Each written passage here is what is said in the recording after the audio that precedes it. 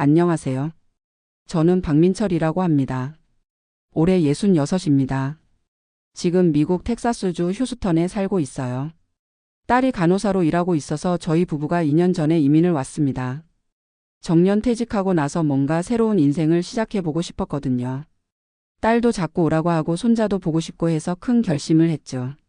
32년 다닌 회사에서 받은 퇴직금도 있었고 아내도 교사 연금이 있어서 할만하겠다 싶었어요. 그런데 막상 와보니까 생각과는 많이 달랐습니다. 일단 돈이 생각보다 많이 들어가더라고요. 집 얻는 것부터 시작해서 차 사고 보험 들고 생활용품 사고. 한국에서 가져온 돈이 물 새듯 나가는 거예요. 처음 6개월 정도는 관광하는 기분이었어요. 딸이 이것저것 구경시켜주고 맛있는 거 사주고. 하지만 시간이 지나면서 현실이 보이기 시작했습니다. 아무리 딸이 도와준다고 해도 언제까지 손 벌리고 살 수는 없잖아요. 그래서 일을 해야겠다고 생각했어요. 한국에서는 해외 영업부에 있어서 영어로 이메일도 쓰고 전화통화도 했거든요. 물론 완벽하지는 않았지만 비즈니스 영어는 어느 정도 했다고 자부했어요. 여기 와서도 뭔가 할 수 있겠다 싶었습니다. 처음에는 한인 회사들을 알아봤어요. 한국 식품 수입 업체라든지 여행사라든지. 그런데 이미 자리가 다 차 있고 설령 빈 자리가 있어도 젊은 사람들을 선호하더라고요. 한인 사회라고 해서 나이 든 사람에게 더 관대할 거라고 생각했는데 여기도 현실은 똑같았어요. 그래서 미국 회사들도 지원해 봤습니다. 온라인으로 이력서 넣고 가끔 전화도 오고. 처음에는 된다 싶었어요. 그런데 막상 면접을 가보면 분위기가 이상한 거예요. 영어로 대화하는 건 할만했는데 문제는 그들이 쓰는 일상적인 표현들이었어요. 비즈니스 영어는 격식이 있잖아요. 정해진 패턴이 있고. 그런데 면접에서는 캐주얼한 대화도 나오고 농담도 하고 그런 부분에서 제가 많이 뒤처지더라고요. 특히 기억에 남는 면접이 하나 있어요. 물류회사 사무직이었는데 면접관이 중간에 So what you take on this? 이렇게 물어보는 거예요. 저는 테이크를 가져가다로만 알고 있었거든요. 그래서 한참을 멍하니 있다가 사리? 하고 다시 물어봤어요. 그때 면접관의 표정이 지금 생각해도 부끄럽네요. 아내는 그래도 저보다는 적응을 빨리 했어요. 한인 마트에서 캐셔로 일하기 시작했거든요. 영어를 완벽하게 하지는 못해도 필요한 말들은 금방 익혔어요. 페이퍼 오 플래스틱? Do you have a membership card? 이런 건 반복되니까 금방 외우더라고요. 저는 아내를 보면서 조금 부러우면서도 한편으로는 자존심이 상했어요. 내가 대학도 나오고 32년 동안 회사 다니면서 그래도 나름 자리를 잡고 살았는데 여기 와서는 마트 캐셔도 못하는 신세가 된 거죠. 그렇게 몇 달을 보내면서 점점 조급해졌어요. 통장 잔고는 계속 줄어들고 딸한테 손 벌리는 것도 한계가 있고 아내 시급으로는 기본 생활비도 빠듯했거든요. 그러던 어느 날 딸이 제안을 했어요. 아빠 일단 간단한 일부터 시작해보는 게 어때? 패스트푸드점이나 이런 데서 경험을 쌓고. 처음에는 기가 막혔어요. 내가 맥도날드에서 일하자고? 하지만 현실을 무시할 수는 없었죠. 생각해보니까 딸 말이 맞았어요. 일단 미국 사회에서 일하는 경험을 쌓고 영어도 늘리고 그 다음에 더 나은 기회를 찾아도 늦지 않을 거라고 생각했습니다. 그래서 집 근처 맥도날드에 지원했어요. 온라인으로 지원서를 넣고 며칠 후에 전화가 왔더라고요. 매니저가 면접을 보자고 하는 거예요. 처음에는 별것 아니겠다 싶었어요. 햄버거 만들고 감자튀김 하는 일인데 그렇게 어렵겠나 싶었거든요. 면접 날짜를 잡고 나서 준비를 했어요. 인터넷으로 맥도날드 면접 준비하는 방법을 찾아보고 자주 나오는 질문들 답변도 미리 준비했어요. Why do you want to work here? What are your STRENgrams? 이런 기본적인 것들 말이에요. 면접 당일 깔끔하게 옷을 입고 갔어요. 정장은 아니어도 단정한 셔츠에 면바지 정도로. 매니저는 제이슨이라는 젊은 친구였어요. 아마 20대 후반 정도 됐을 거예요. 첫인상은 나쁘지 않았어요. 친절하게 인사도 해주고.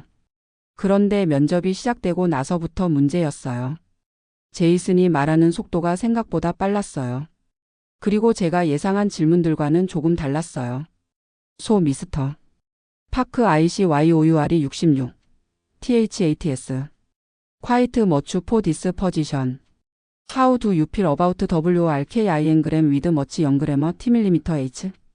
나이에 대한 질문이 나올 줄은 예상했지만 이렇게 직접적으로 나올 줄은 몰랐어요. 저는 미리 준비한 답변을 했어요. A그램이 is just a number. I have a lot of experience and I'm WILLIN 투런. 제이슨은 고개를 끄덕였지만 표정이 별로 확신하는 것 같지 않았어요. 그리고 다음 질문이 더 당황스러웠어요. This job requires you to be on your feet for 6에서 8 hours STRA Igram HT open DU RIN gram rush hours when gram it is really hectic. Can you handle that kind of physical demand? 체력에 대한 질문이었어요. 저는 yes I'm in gram OD health라고 대답했지만 사실 무릎이 좀 아프긴 했거든요. 하루 종일 서 있는 일을 해본 지도 오래됐고. 그리고 가장 어려웠던 건 실제 업무에 대한 질문들이었어요.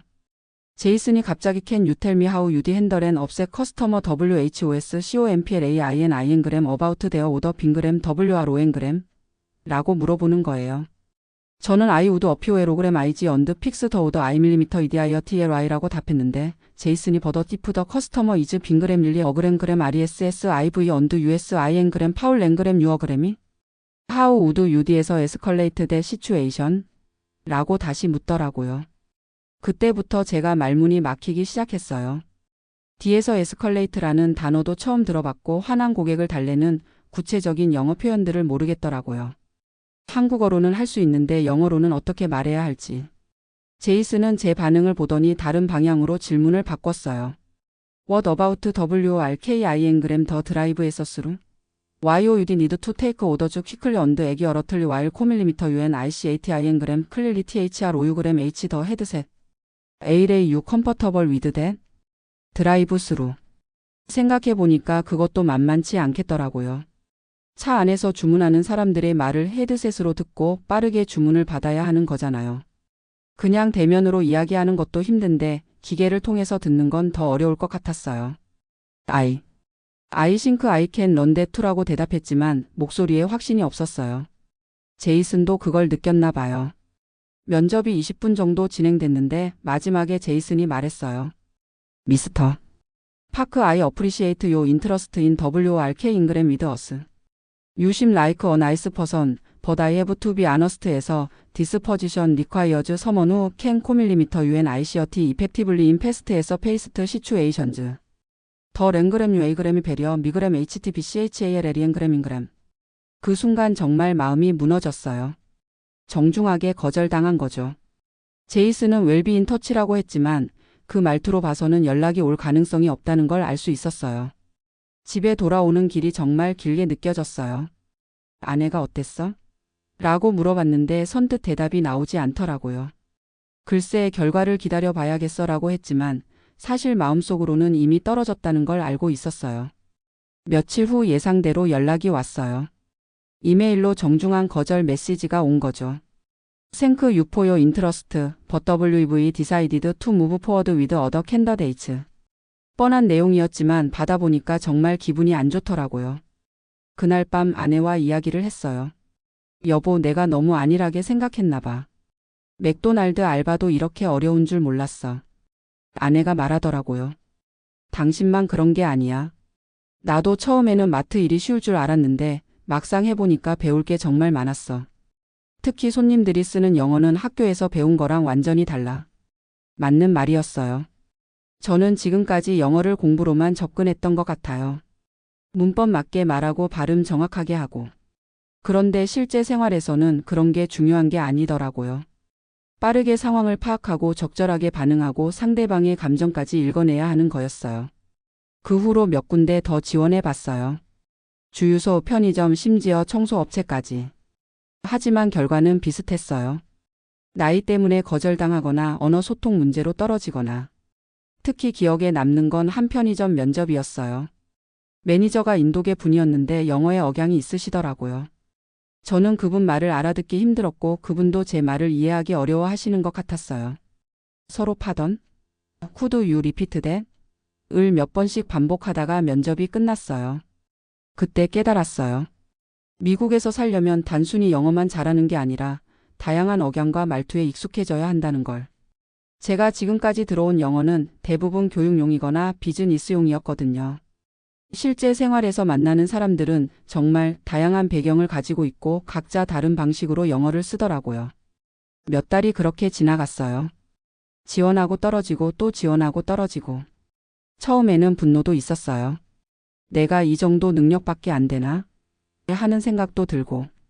하지만 시간이 지나면서 그냥 현실을 받아들이게 되더라고요. 아내는 마트 일을 계속하면서 점점 능숙해졌어요. 처음에는 바코드 찍는 것도 어려워했는데 이제는 단골 손님들과 농담도 주고받고. 간단한 영어지만 실용적이고 자연스러워졌어요. 저는 아내를 보면서 많은 걸 배웠어요. 완벽하지 않아도 된다는 것, 조금씩 늘어가면 된다는 것. 그리고 무엇보다 체면이나 자존심보다는 현실적인 선택이 더 중요하다는 것. 그래서 요즘은 조금 다른 방향으로 생각하고 있어요. 굳이 미국 회사에서 정식 직원으로 일하려고 고집 부리지 말고 제가 할 수 있는 일부터 찾아보는 거죠. 예를 들어 한인 커뮤니티에서 번역 일을 도와준다든지, 새로 이민 온 분들에게 정착 과정을 안내해 준다든지. 제가 겪은 시행착오들이 다른 분들에게는 도움이 될 수 있을 거라고 생각해요. 딸도 요즘은 다른 제안을 해줘요. 아빠 온라인으로 한국어 과외를 해보는 건 어때? 여기 한국어 배우고 싶어하는 미국 사람들 많아. 생각해보니까 그것도 괜찮은 아이디어 같아요. 제가 한국어는 확실히 가르칠 수 있으니까. 지금 되돌아보니까 맥도날드 면접에서 떨어진 게 꼭 나쁜 일만은 아니었던 것 같아요. 그 경험이 없었다면 계속 현실을 외면하고 있었을지도 모르거든요. 미국에 온 지 2년이 됐는데 이제야 제대로 된 계획을 세우고 있는 것 같아요. 완벽한 영어, 완벽한 직장, 완벽한 성공.